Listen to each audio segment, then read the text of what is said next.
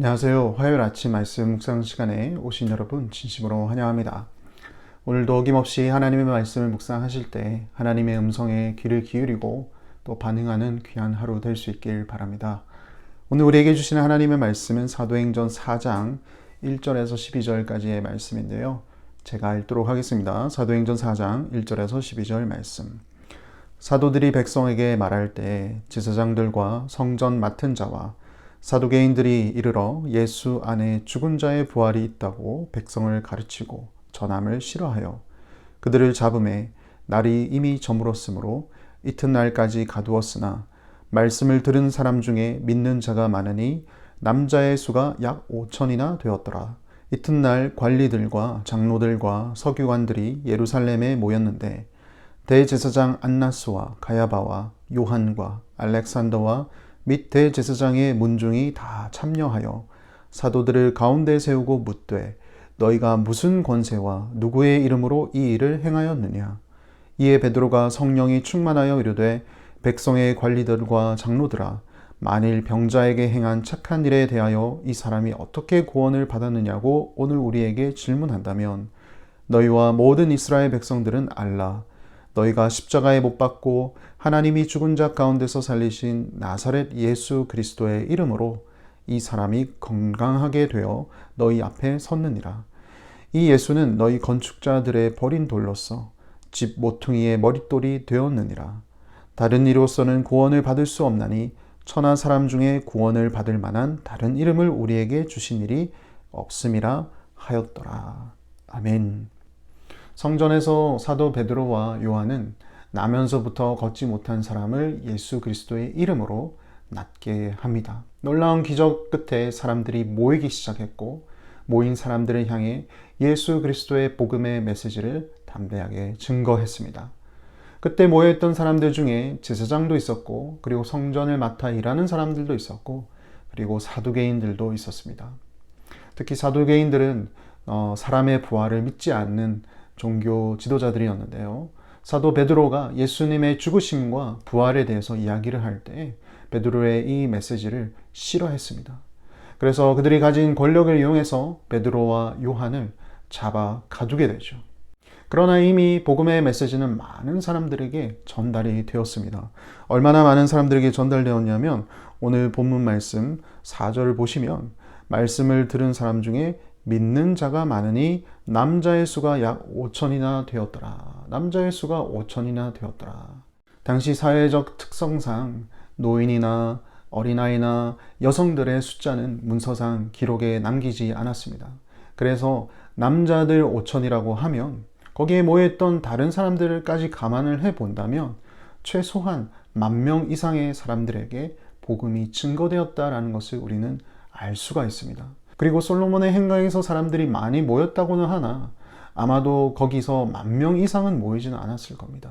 그래서 그 자리에서 복음을 들은 사람들이 자신의 거처로 돌아가는 길에 아니면 아는 지인들에게 직접 찾아가서 복음을 증거했겠구나. 우리는 그렇게 유추할 수 있습니다. 비록 베드로와 요한은 감금되었지만 하나님께서는 이 베드로의 메시지를 들어 사용하셔서 계속해서 역사하고 계셨다라는 증거이죠. 하나님은 일하고 계셨습니다. 어쨌든 베드로와 요한은 감금되었습니다. 5절과 7절입니다. 이튿날 관리들과 장로들과 서기관들이 예루살렘에 모였는데 대제사장 안나스와 가야바와 요한과 알렉산더와 및 대제사장의 문중이 다 참여하여 사도들을 가운데 세우고 묻되 너희가 무슨 권세와 누구의 이름으로 이 일을 행하였느냐. 당시 유대법을 다루는 최고의 이 기관인 사내들인 공회 앞에서 이 베드로와 요한은 신문을 당하는데요. 사실 예수님께서도 십자가에 달리시기 전에 이 사내들인 공회 앞에 선 적이 있습니다. 이제는 그 예수님을 따르던 베드로와 요한이 그 앞에 섰습니다. 그리고 질문을 받죠. 너희가 무슨 권세와 누구의 이름으로 이 일을 했느냐. 사실 베드로와 요한 입장에서는 아주 부당한 처사였을 것입니다. 왜냐하면 나면서부터 걷지 못한 사람을 낫게 해주었고 그리고 복음의 메시지를 전했는데 그러했다는 이유만으로 그들을 감금했으니까요. 그리고 이튿날 마치 범죄자 취급하듯이 너희가 무슨 권세로, 누구의 권세로 이 일을 하느냐라는 질문을 받고 있는 것입니다. 그러나 당황도 할 법한 이런 상황 가운데서 사도 베드로는 성령에 충만하여 담대하게 지혜롭게 대답을 합니다. 8절에서 11절. 이에 베드로가 성령이 충만하여 이르되 백성의 관리들과 장로들아, 만일 병자에게 행한 착한 일에 대하여 이 사람이 어떻게 구원을 받았느냐고 오늘 우리에게 질문한다면 너희와 모든 이스라엘 백성들은 알라. 너희가 십자가에 못 박고 하나님이 죽은 자 가운데서 살리신 나사렛 예수 그리스도의 이름으로 이 사람이 건강하게 되어 너희 앞에 섰느니라. 먼저 베드로는 자신이 한 일에 대해서 정리를 합니다. 이 일은 착한 일입니다. 혹시 그 일에 대해서 이야기하고 계신가요? 저는 병자를 낫게 한 좋은 일을 한 것이지 나쁜 일을 한 사람이 아닙니다. 그리고 이 좋은 일은 다름 아닌 예수 그리스도의 이름으로 했습니다. 그리고 그 예수는 바로 여러분들이 십자가에 못 박아 죽인 나사렛 예수입니다. 라고 담대하게 증거합니다. 여기 사내들인 공회의 사람들은 나사렛 예수라고 하면 잊을 수 없는 이름입니다.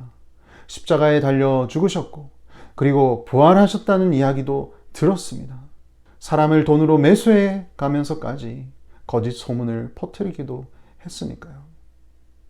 지금 베드로는 그 나사렛 예수의 이름으로 이 사람을 고쳤습니다. 라고 이야기를 하고 있는 거죠. 그리고 이 예수가 누구냐? 베드로는 예수님께서도 한번 인용하셨던 시편 118편의 말씀을 인용하며 예수님이 바로 그 메시아다라고 말씀합니다. 11절. 이 예수는 너희 건축자들의 버린 돌로서 집 모퉁이의 머릿돌이 되었느니라. 여기 건축자들의 버린 돌은 당시 유대인들은 하나님의 백성인 이스라엘 민족 혹은 이스라엘의 왕을 상징한다고 믿었습니다.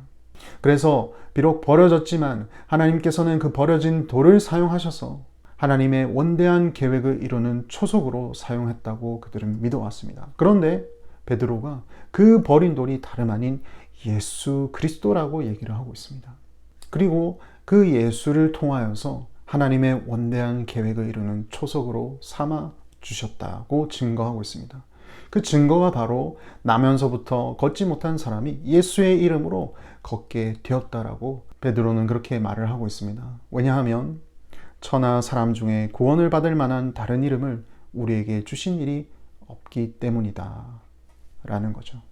사랑하는 성도 여러분, 베드로는 정말 지혜롭게 사내들인 공회의 질문에 답변을 하였습니다. 그가 이렇게 답변을 할 수 있었던 것은 바로 성령 충만하기 때문이죠. 사실 예수님께서는 십자가에 달리시기 전에 제자들에게 이러한 상황이 찾아올 것이다 라고 말씀하신 적이 있습니다. 마가복음 13장 9절에서 11절에 보면 마지막 때에 대한 이야기를 하신 이후에 예수님이 제자들에게 이런 얘기를 하셨습니다. 너희는 스스로 조심하라.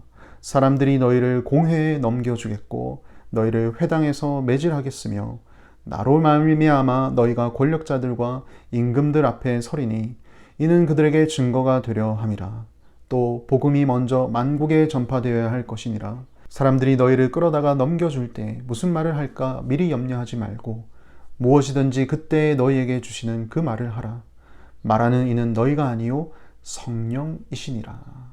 사도 베드로가 담대하게 사내들인 공회의 질문 앞에서 답변을 할 수 있었던 것은 바로 성령 하나님이 그의 마음 가운데 때에 맞는 말씀을 할 수 있도록 지혜를 주셨기 때문입니다. 오늘날 살아갈 때 우리가 주의 복음을 전할 기회가 있습니다. 하지만 어떻게 하나님의 복음을 전할까? 우리가 또 고민할 때도 있죠. 그때 우리가 오늘 이 말씀을 같이 한번 기억했으면 좋겠습니다. 우리가 성령에 충만한다면 성령 하나님께서 때에 따라 우리에게 우리가 해야 될 말을 주시는 분이시다라는 거죠. 그래서 오늘 하루를 살아갈 때 우리 성령 충만하도록 한 번 더 기도합시다. 하나님, 성령을 우리에게 충만하게 허락하여 주셔서 우리가 무엇을 하든 우리가 먹든지 마시든지 다 하나님의 영광을 위해서 하되 또 때에 따라 우리에게 필요한 메시지를 우리의 입술에 불어넣어 주셔서 예수 그리스도의 복음을 담대히 전할 수 있는 삶을 살 수 있도록 주여 인도하여 주시옵소서. 우리 그렇게 한번 오늘 하루 기도하시는 귀한 하루 될 수 있길 바랍니다. 기도하겠습니다. 하나님 아버지 감사합니다. 사내들인 공회에서 신문을 당한 베드로와 요한의 이야기를 들었습니다. 어려운 중에 있었지만 성령께서 지혜를 주셔서 베드로는 담대하게 예수 그리스도가 누구신지 알렸고 오직 그분의 이름으로 구원에 이를 수 있음을 확신 있게 증거하였습니다. 건축자의 버린 돌을 주께서 교회의 머릿돌로 삼아주셨음을 또한 기억합니다. 예수의 이름으로 시작한 주님의 교회 공동체가 주님을 더욱 닮아갈 수 있도록 우리 모두에게 성령 충만함을 허락하여 주시옵소서. 그래서 많은 이들에게 구원에 이르게 하는 예수 그리스도의 이름을 담대하게 전하는 우리 모두의 삶이 되게 하여 주시옵소서. 예수님 이름으로 기도합니다. 아멘.